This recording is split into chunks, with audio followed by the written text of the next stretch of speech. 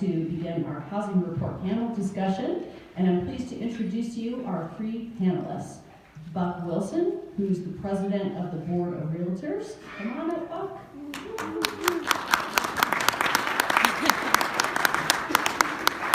Daryl McMullen, who's the president of the Builders Association. And Greg Hancock, the executive director of the Cheyenne Housing Authority.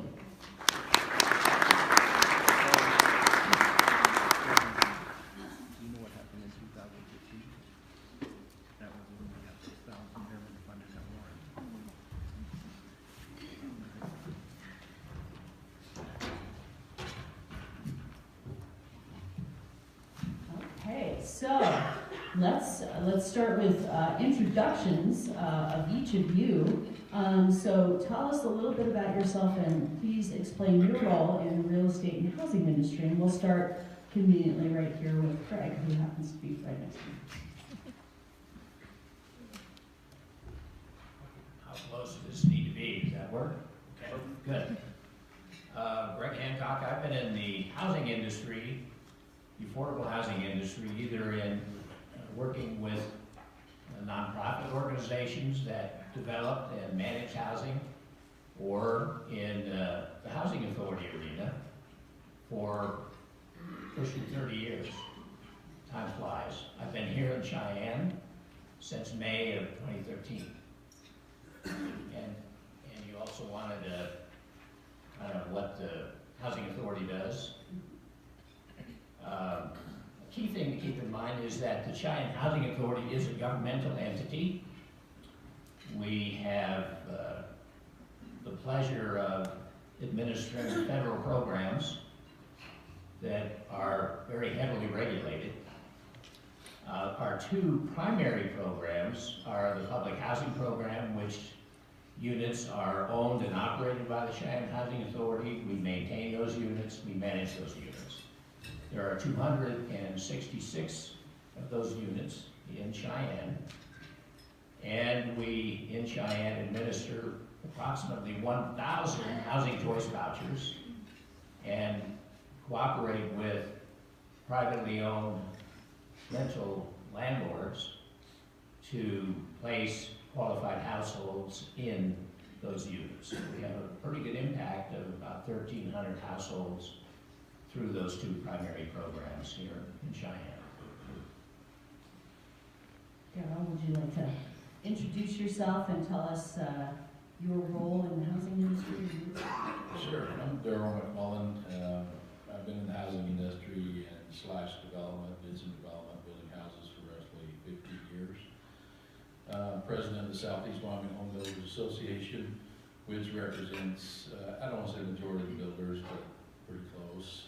And we're just trying to figure new ways out to build affordable housing. That's the biggest issue, is affordable housing for all of us is what we're struggling with.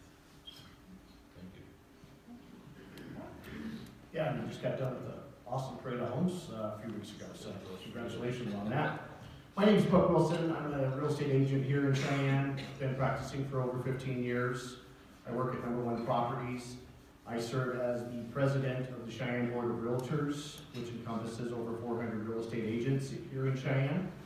And I also serve as a chair for the state association on the state level. So I'm just glad to be here. Well, let's start with you again, Buck.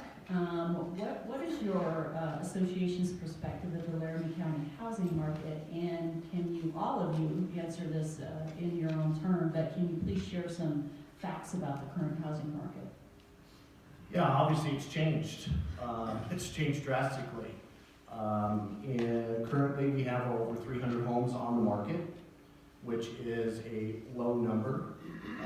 Thus maybe some would consider it as a seller's market. The average home price as of September 30th is $269,000 for a city residential home.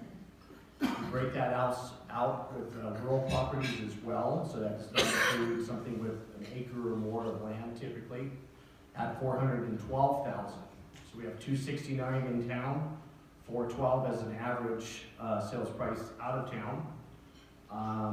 And we've sold over 1,606 homes as of September 30th.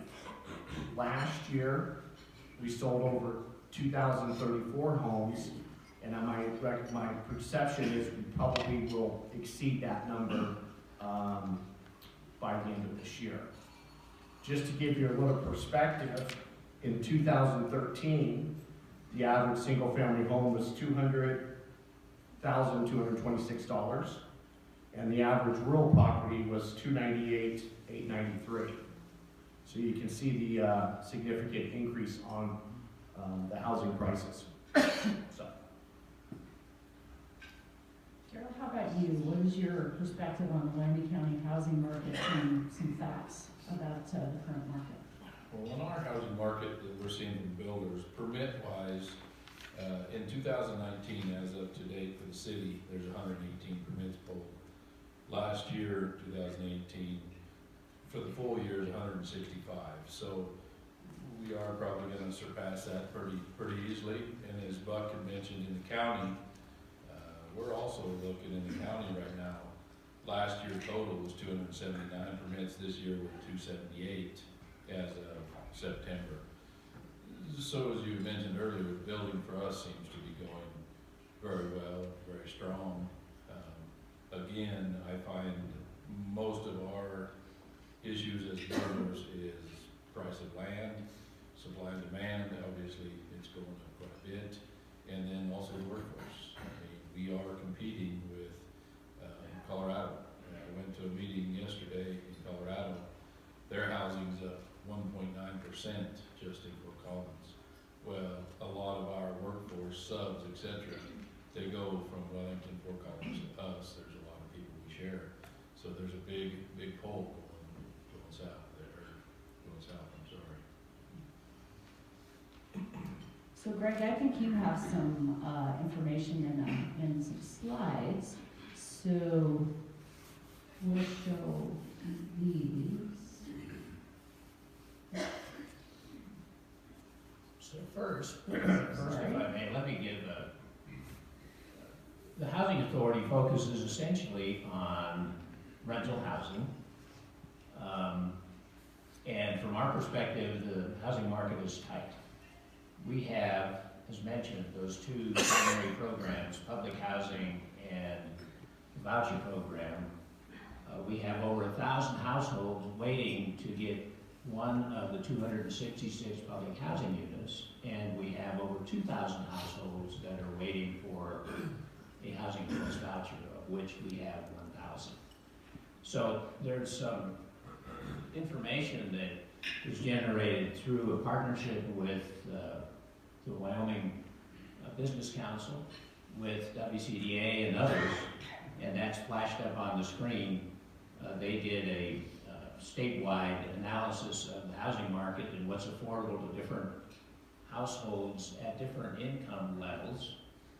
And as you can see, there is a shortage of housing for those lower income households, reflected in both the rental and ownership categories. And HUD comes out every year with a range of incomes. They determine what median income is. And for Cheyenne in 2018, that was right about 80,000. So households earning less than 80,000, and that is household income. That's not necessarily individual income. Earning less than 80,000 are more challenged to afford housing than are others. And you can see then the ranges of housing that's affordable to the various households there, but there's a deficit. The lowest level of 0 to 30% of very median income, or roughly 0 to 30% of $80,000 a year, is pushing $1,800 on rental units and $900 plus on ownership units. Now, the one thing I'd point out, rather than go into a lot of detail on this, is that households that fall in these income ranges, particularly the lower income ranges, are oftentimes occupied those households contain people that are critical to the Cheyenne economy. They're retail workers, they're healthcare support personnel, they're childcare workers, they're office support staff, they're bank tellers, carpenter, electrician helpers. So the deficit of housing and the tightness of the housing market and the cost of housing in Cheyenne is a challenge for households with those workers to afford. The other comments I'd make in terms of perspective on the market and the following question is that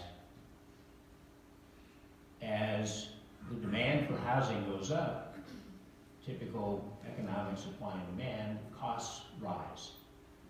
And what we've seen in extreme cases like Jackson and other resort type areas is that when the demand for housing that's more affordable is in very short supply, then workers end up commuting great distances. And we know, as Ann had earlier in the presentation, about 20% of the households commute to and from Laramie County.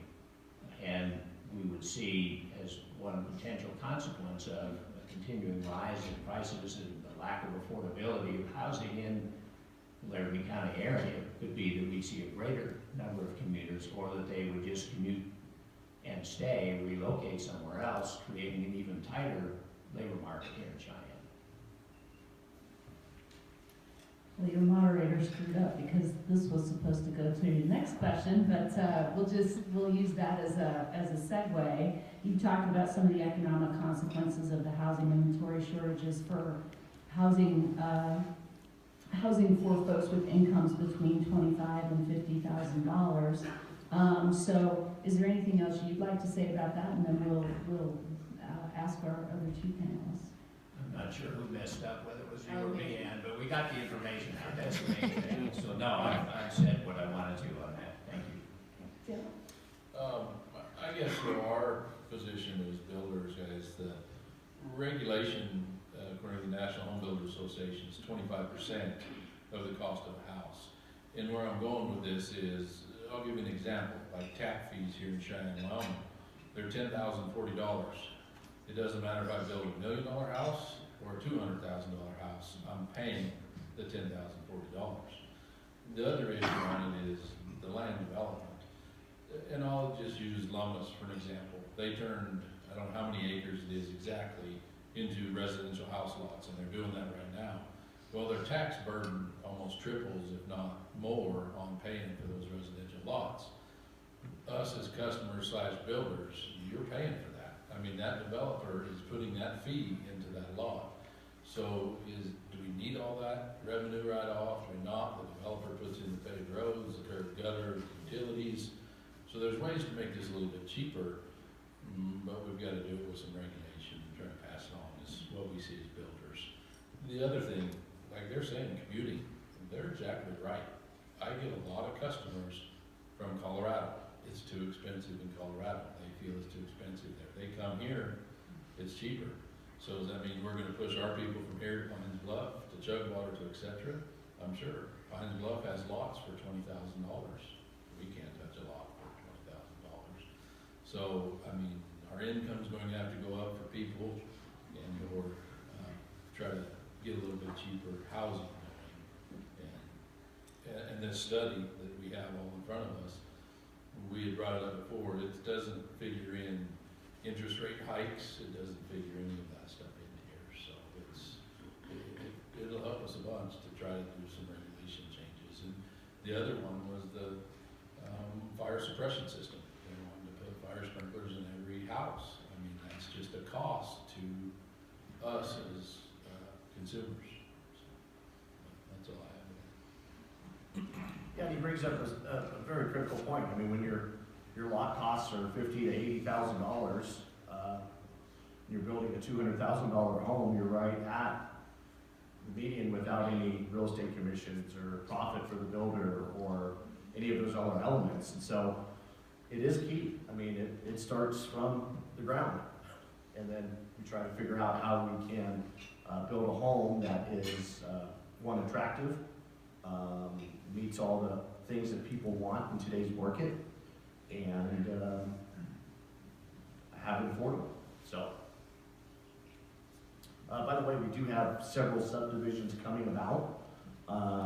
The city has been approving those if you follow the city at all. There's some really large ones that are going to have, you know, hundreds of rooftops, similar to Saddle Ridge on the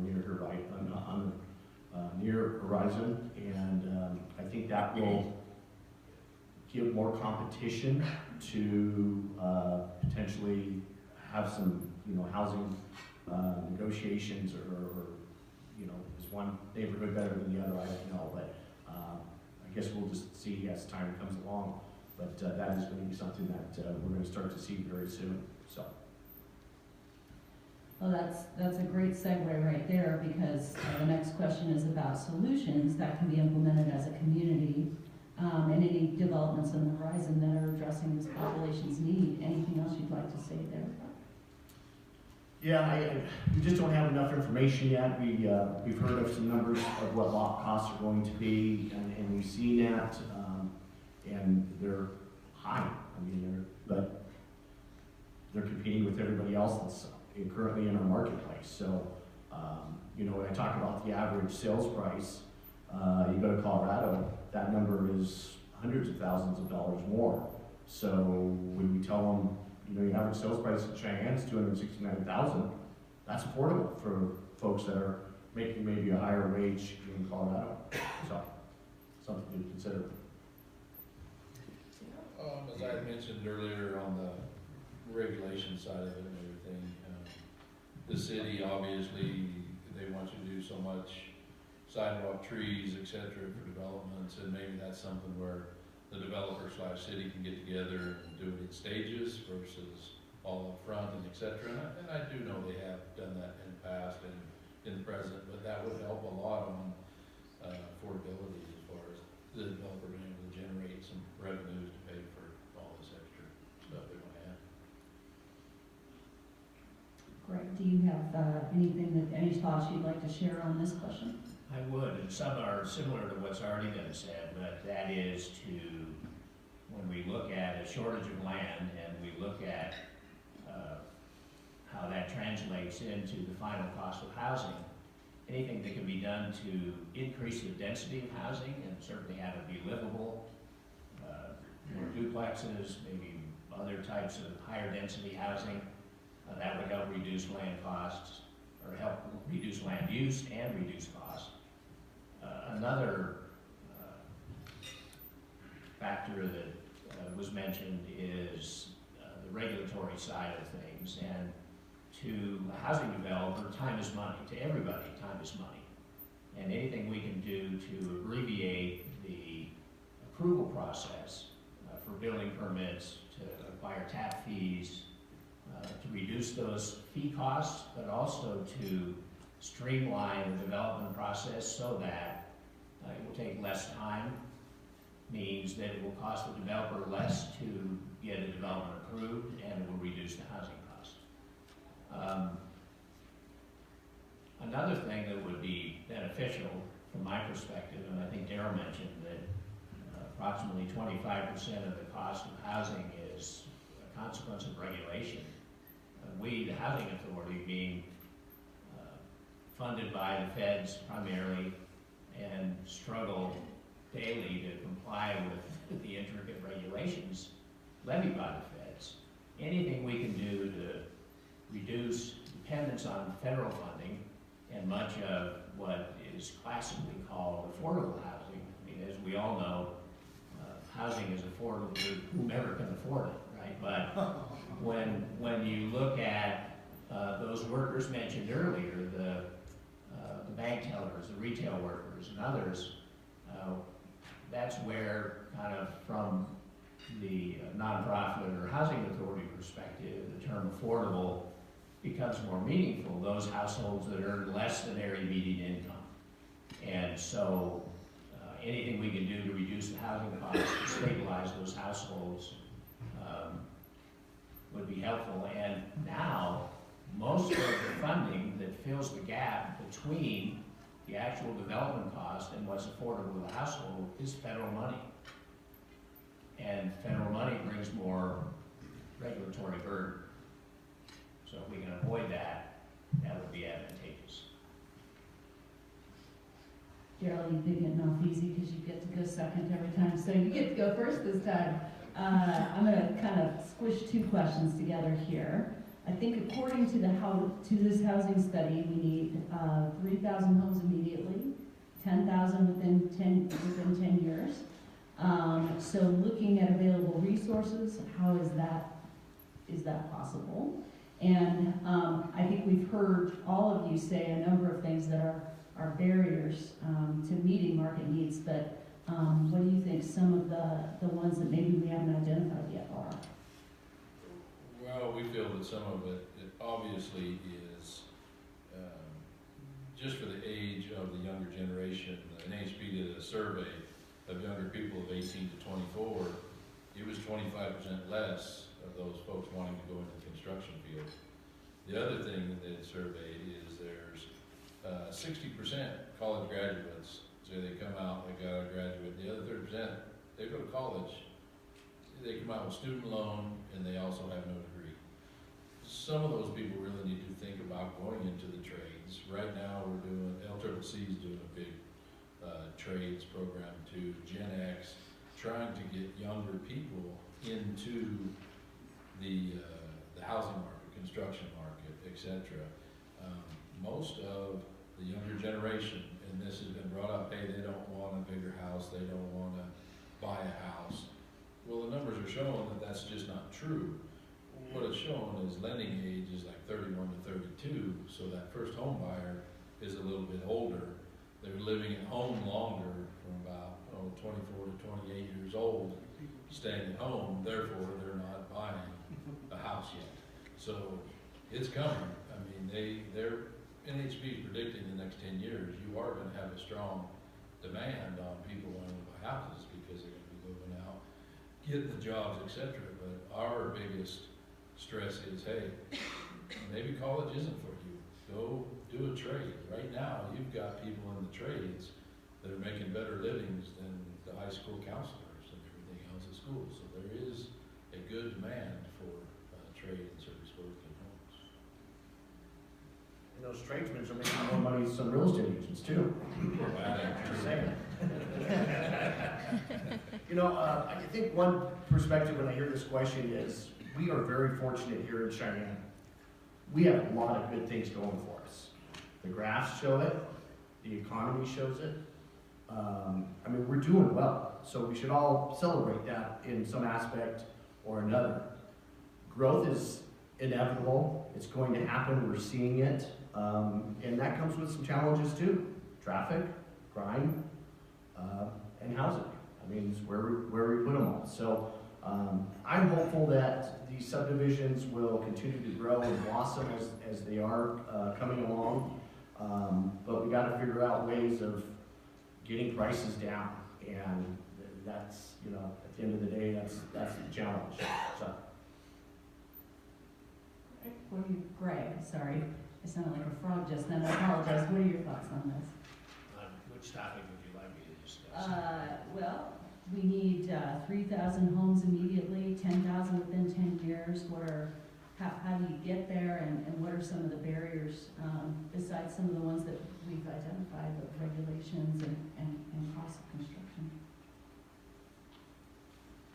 I think the things we've already talked about, increasing density, the encouragement of development by reducing fees and so on. And what some communities, have done is to create a housing trust fund which replaces federal money to help fill the gap between what market rate costs are and what a household can afford. It would be difficult to administer, but it is something that's been done in other places, and that might help to address that lower income band level of households and key workers that we're challenged to be able to house at this time.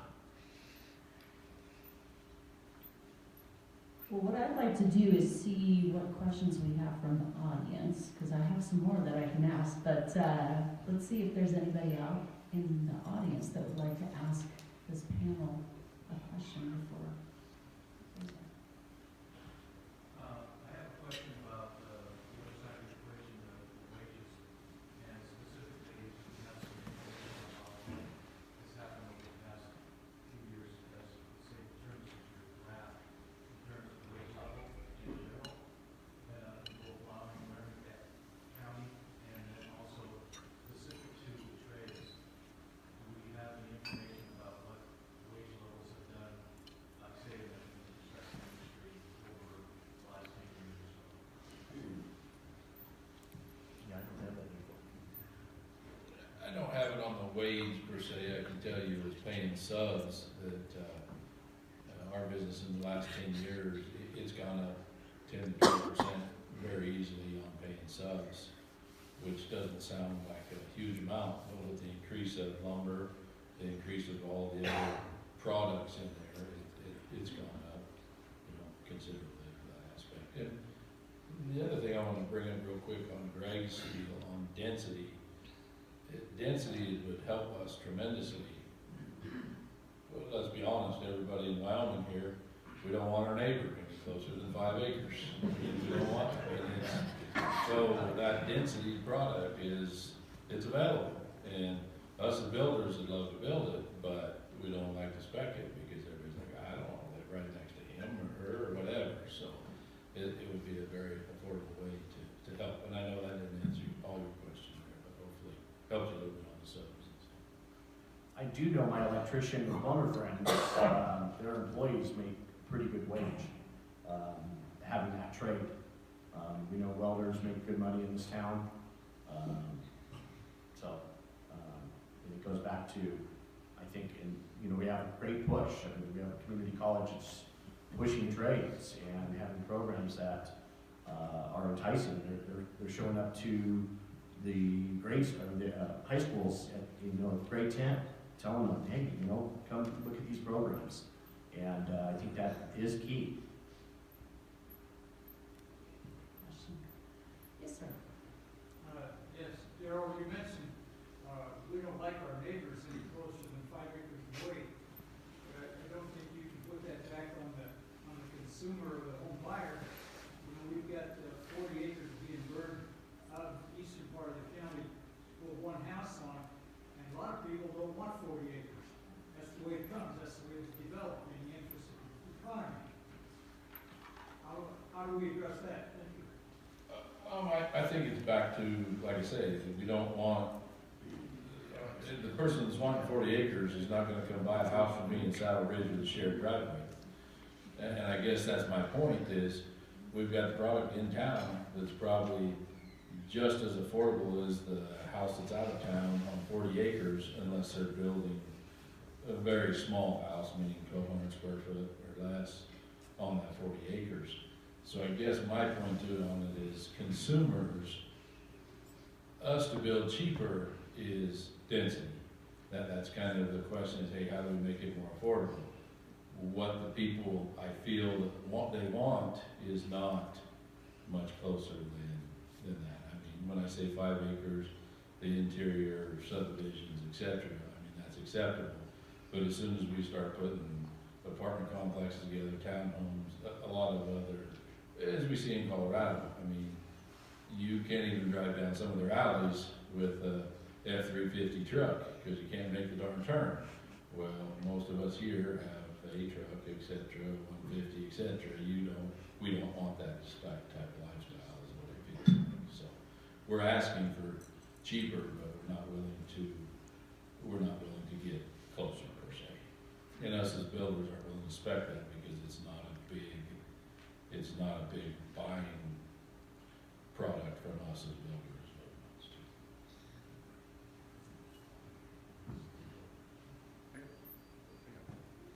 I got a comment that I'd like feedback on, so a lot of communities to solve this, so if we look in that housing study, you get to those more expensive homes, we've got some excess, or we will have, right?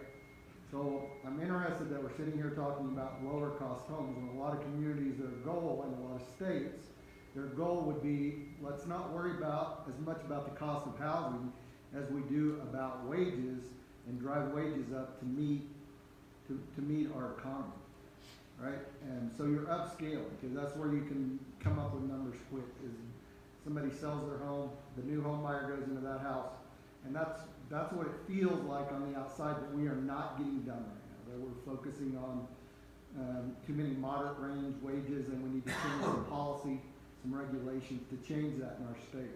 I'm just curious, especially probably from Buck, who's, you know, they look at this, do you think there's merit to that, or what are you seeing from people qualifying for loans, and are we getting enough of that upscaling done? Well, we're starting to see more of it, so that's a good thing, but we're not seeing enough of it. I would say the tale of homes over 500,000 have struggled in years past. They're not struggling anymore. We're selling them, and we're selling them fairly quickly. I don't have the number on that exact number, but I'm guessing probably within less than 60 to 90 days on days of market.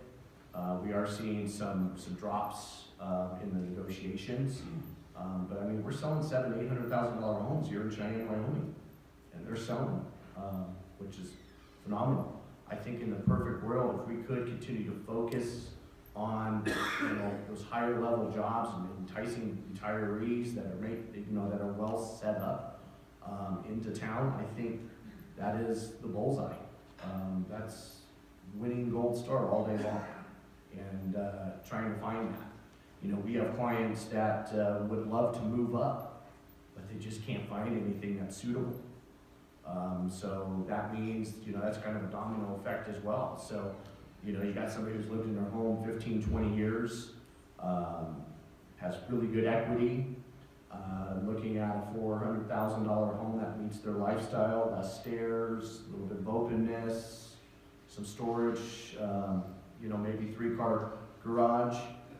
It's tough. And to be in that arena, probably in that $500,000 range.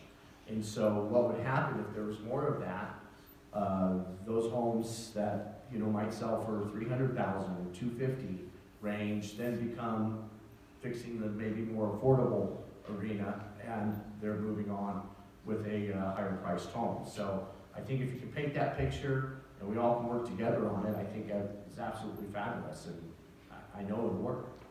Cheyenne's a great community to do so. All the numbers tell us exactly that information as well. Does that answer it?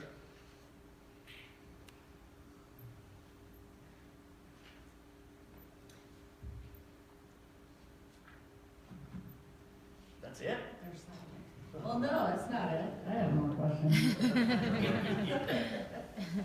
So, first of all, I want to see maybe if Greg has any thoughts about that previous question as well, because there are, you've been pointing out that a lot of the folks who are the base of the Cheyenne economy are perhaps not as well paid and can't afford the $350,000 or let alone anything above that home.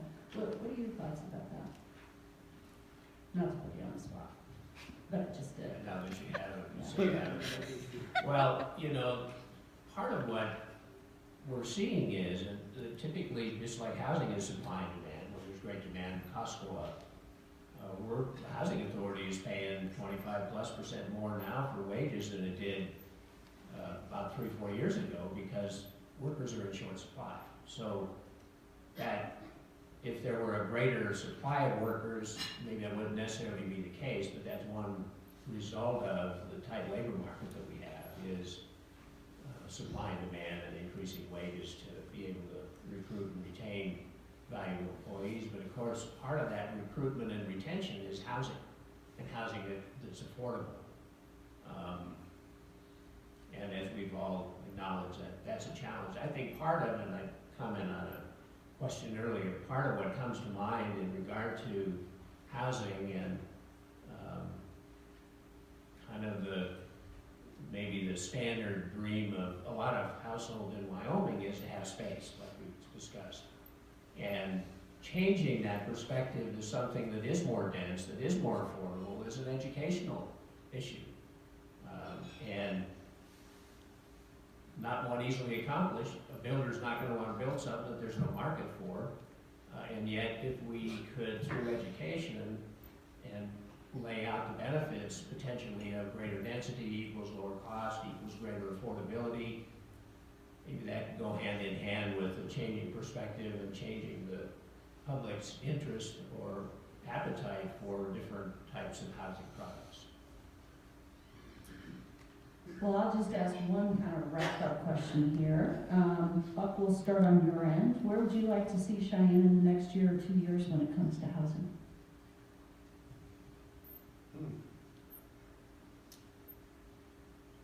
I would say better than where we are today. Pretty good answer, right? But it doesn't have to be significantly better. I'm a realist in the fact that you know, if you continue to do the same thing every day, you're gonna get the same results. But we have innovation. We have folks that are, like the chamber, doing a study that's saying, hey guys, there's some things here that we can change, and it's not rocket science. It's not extremely difficult. And so, but it's gonna take time. So I don't know if we can calculate it just on a year level. I would say within 3 years, you know, bringing in folks that are going to help our community. And what does that look like? I think Dale hit the needle on the head. It's the folks that have some money and want to make Cheyenne a place that they're going to stay a long time. But we also got to do it to ourselves too. I think all of us can look deep inside ourselves and go, we go to Colorado a lot to buy things. We should be buying those things here locally, guys. Shop that 307 is important. So, Daryl, how about you?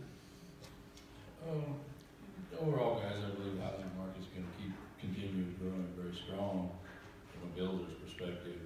I like the idea they're opening up more subdivisions, meaning more land, gives us more options for pricing on land.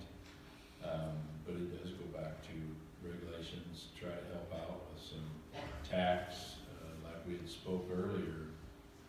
We get a lot of people that come through the houses and say, hey, we own this house, have a lot, you know, the equity, etc. They're looking, they're just not quite moving up to buy that house. And I don't know how to get that to happen. I don't know if there's a way we could incentivize those people to do it with the break on capital gains and things like that. Maybe that's out of our perspective, but it really does hurt us on a lot of those folks are staying in those houses longer and choosing not to move. We get a lot of looking, and a lot of the new build houses we do, it's a lot of people moving in to our state, Colorado, Florida, etc. We get a lot of those people looking in our houses because they're affordable to them. Greg, do you have any final thoughts on where you'd like to see the market in two or 3 years?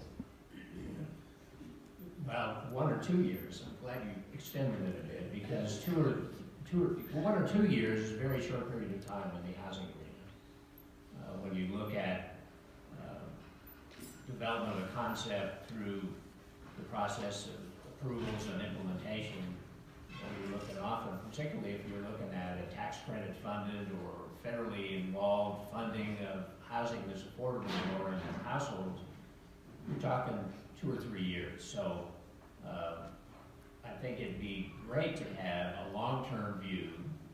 The Laramie County and Cheyenne have a long-term view about how to address housing challenges, one, and number two, look at how the regulatory burden can be reduced and how the development process could be streamlined to make that plan happen more readily. Well, let's give our panelists a big round of applause. Thank you guys so much. Buck is running away because he's so happy to be done. But that's a lot of work to be a panelist, so give him a big, give him a big handshake on your way out the door. So on behalf of the Greater Cheyenne Chamber of Commerce, we would like to sincerely thank you for attending the 2019 Economic Forecast Luncheon and